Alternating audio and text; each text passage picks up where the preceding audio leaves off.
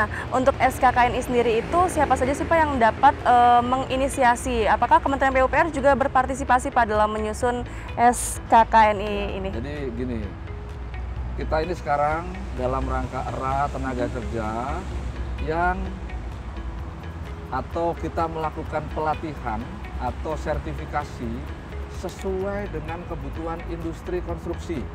Nah, sehingga dalam rangka penyusunan SKKNI, kami juga mengundang selain asosiasi, juga mengundang para Pelaku jasa konstruksi mungkin ya Pak jasa ya? konstruksi, jadi industri konstruksi untuk membuat SKKNI standarnya dulu.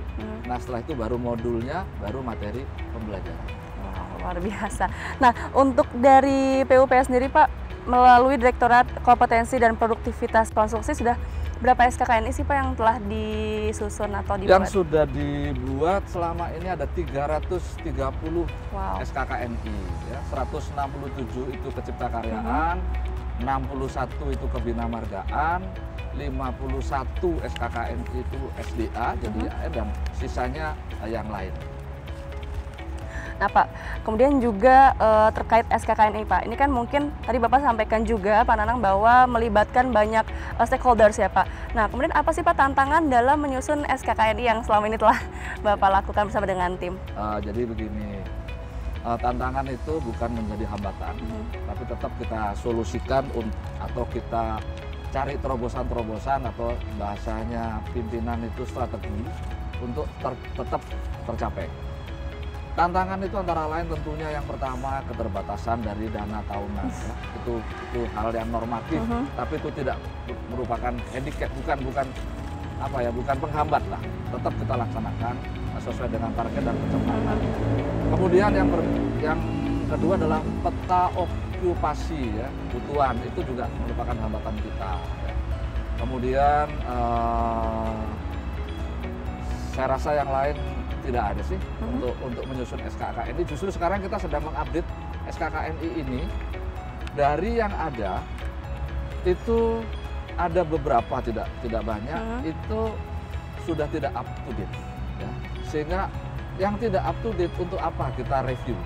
Nah, justru kita sekarang dengan era COVID ini malah kita semakin pinter, malah kita semakin digitalize, maka itu harus menyesuaikan, dengan kebutuhan dari penyelenggara atau pelaksana konstruksi. Nah, kemudian juga Pak, terkait dengan COVID Pak, pandemi yang selama ini sedang kita rasakan bersama. Nah, apakah ada dampak yang sangat signifikan Pak terhadap penyelenggaraan sertifikasi kompetensi selama ini? Kemudian juga apa upaya dari teman-teman Direktorat Penyelenggaraan Kompetensi dan Produktivitas Konstruksi dalam menanggulangi permasalahan pandemi ini? Jadi sesuai dengan surat edaran Pak Dirjen Bina Konstruksi nomor 107 bahwa sudah mengatur tata cara pelatihan dan sertifikasi sesuai dengan protokol COVID. Jadi bahwa harus menggunakan untuk pelatihan itu daring, bisa sebagian konvensional, juga biasa hybrid, ada campurannya. Nah, untuk sertifikasi juga begitu, ada yang daring dan ada yang konvensional. Tinggal sekarang masing-masing kepala balai jasa konstruksi di wilayahnya itu diberi kesempatan untuk menentukan metode tata cara apa dalam rangka melaksanakan pelatihan maupun sertifikasi. Karena masing-masing daerah di Indonesia tidak sama. Seperti di Papua, ya tidak semua, ada daerah-daerah yang masih kesulitan untuk mendapatkan sinyal ada, tapi tidak lancar misalnya gitu karena daring. Sedangkan untuk pelatihan-pelatihan yang dilaksanakan oleh asosiasi, ada asosiasi profesi yang sudah melaksanakan memberikan surat keputusan kepada anggotanya dengan menindaklanjuti dari SE 103. Oke Pak, luar biasa sekali. Nah Pak, kemudian bagaimana juga Kementerian PUPR Pak melalui Direktorat Jenderal Bina Konstruksi untuk menyiapkan para pekerja konstruksi lokal Pak untuk mengikuti pelatihan maupun sebagainya di era pandemi ini? Jadi untuk lokal, jadi Direktorat Jenderal Bina Konstruksi itu sudah melakukan kerjasama, ya, khususnya antara lain dengan lapas. Jadi lapas itu juga disertifikatkan atau dilatih, kemudian disertifikatkan ketika keluar menjadi tenaga terampil. Kemudian sesuai dengan apa SE, Surat Edaran Direktorat Jenderal Bina Konstruksi nomor 129 mengamanatkan memberikan tambahan kompetensi kepada vokasi. Vokasi itu adalah diploma, ya, terus kemudian politeknik, diploma 3 ya, politeknik dan SMK, ya, itu ditambahkan, diberi kurikulum tambahan sebanyak 24 JP, ada 12 mata pelajaran itu diberikan yang sebelumnya guru-gurunya untuk menyampaikan itu juga dilatih dulu, kemudian diberikan materi, selanjutnya guru atau dosen ini kemudian memberikan materi, 12 materi tadi. Nah, setelah itu ada sertifikasi. Setelah keluar, lulus, maka yang bersangkutan adik-adik mahasiswa atau SMK ini sudah mendapatkan sertifikat terampil 1. Ya. Jadi langsung sudah bukan lagi, maaf ini, lulus bawa ijazah, kemudian aku lulus gitu ya, aku lulus tapi tidak bisa bekerja. Nah, untuk bisa bekerja aku bisa apa? Nah, aku bisa apa, inilah yang diberikan sertifikasi kompetensi. Jadi itu merupakan suatu upaya untuk meningkatkan level dan sertifikasi tenaga kerja itu sendiri ya Pak ya? Nah Pak, kemudian juga tadi kan telah Bapak jelaskan nih Pak bagaimana ketika pandemi COVID penyesuaiannya dengan di lapangan. Nah, untuk menjaga kualitasnya sendiri itu seperti apa Pak? Karena kan mungkin sebelumnya pelatihan dengan sistem tatap muka atau secara langsung, kemudian beralih menjadi sistem online seperti itu Pak. Nah, itu bagaimana sih Pak cara menjaga dari kualitas teman-teman pekerja di lapangan? Ya, baik. Kualitas tetap nomor 1. Ya, kenapa demikian? Karena semua pelatihan, semua uji sertifikasi harus atau bahasanya setiap narasumber itu harus tetap, meskipun itu daring, tetap mengacu pada SKKNI atau modul yang kita punya. Jadi modul yang kita punya atau modul produk atau yang dibuat oleh Direktorat Jenderal Bina Konstruksi, SEKI-nya adalah Direktorat Kompetensi dan Produktivitas, itu merupakan acuan dan memang itulah yang harus disampaikan kepada tenaga kerja konstruksi sehingga standarnya sama. Harus tetap meningkatkan kualitas nomor 1 ya Pak, intinya itu ya. Tetap. Ya. Nah, kemudian juga Pak, ini kan seperti yang saya baca di media sosial dan juga berita ya Pak ya, bahwa setiap tahun Kementerian PUPR melalui Direktorat Jenderal Bina Konstruksi rutin menyelenggarakan acara pembagian sertifikat massal dan biasa dihadiri Presiden RI ya Pak, misalnya di Purworejo, kemudian juga pernah di Kemayoran.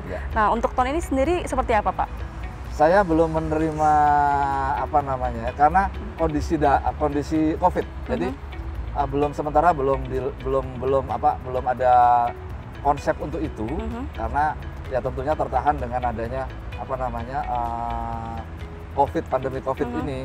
Nah, namun demikian biasanya tetap akan dilaksanakan, mudah-mudahan nanti juga akan dilaksanakan di Hari Bakti PU, jadi 3 Desember biasanya Bapak Menteri melaksanakan seperti itu. Namun demikian sampai dengan saat ini kami belum dapat info untuk itu atau instruksi untuk itu.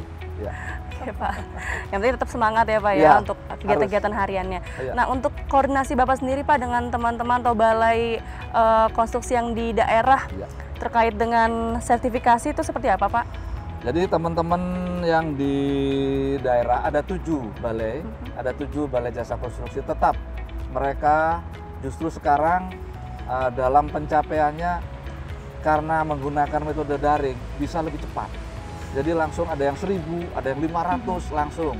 Nah, itu selalu berkoordinasi dengan kami untuk menyampaikan bahwa menginformasikan bahwa kami akan melakukan pelatihan dengan ini, misalnya dengan lapas, kemudian dengan kabupaten, dengan provinsi, itu selalu ada koordinasi, selalu. Jadi apapun kegiatan tetap dikoordinasikan ya Pak ya, agar selaras seperti itu. Nah, Pak Nanang, kemudian juga saya penasaran Pak, kira-kira ke depannya Pak, tantangan terbesar apa sih Pak yang ingin ditingkatkan dari penyelenggaraan sertifikasi kompetensi bagi para pekerja khususnya di negara kita tercinta ini Pak, Indonesia? Jadi seperti yang tadi saya sampaikan bahwa yang pertama adalah bahwa semua tenaga kerja konstruksi Indonesia itu wajib sesuai undang-undang harus memiliki sertifikat kompetensi masing-masing. Ya, tujuannya apa? Supaya kita jelas kita tahu kemampuan dari tenaga kerja konstruksi Indonesia. Jangan sampai kalah lah dengan tenaga asing ya yang masuk ke Indonesia.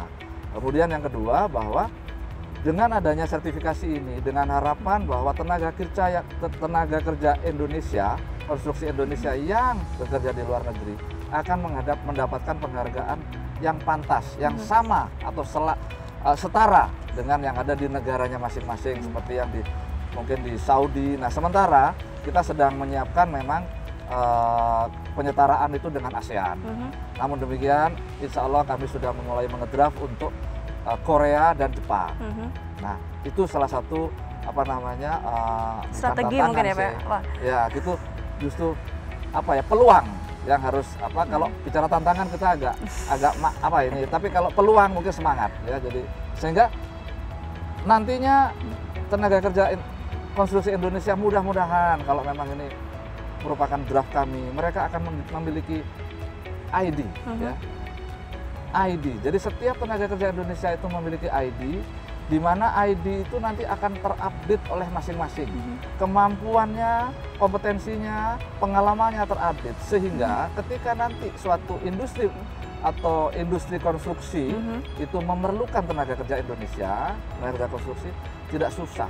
Nah, untuk sementara mungkin draft itu adalah ID itu nanti akan dibuat oleh teman-teman jasa konstruksi, Balai Jasa Konstruksi, tapi masih ini dalam konsep, masih mudah-mudahan itu bisa terwujud. Lancar ya Pak, amin.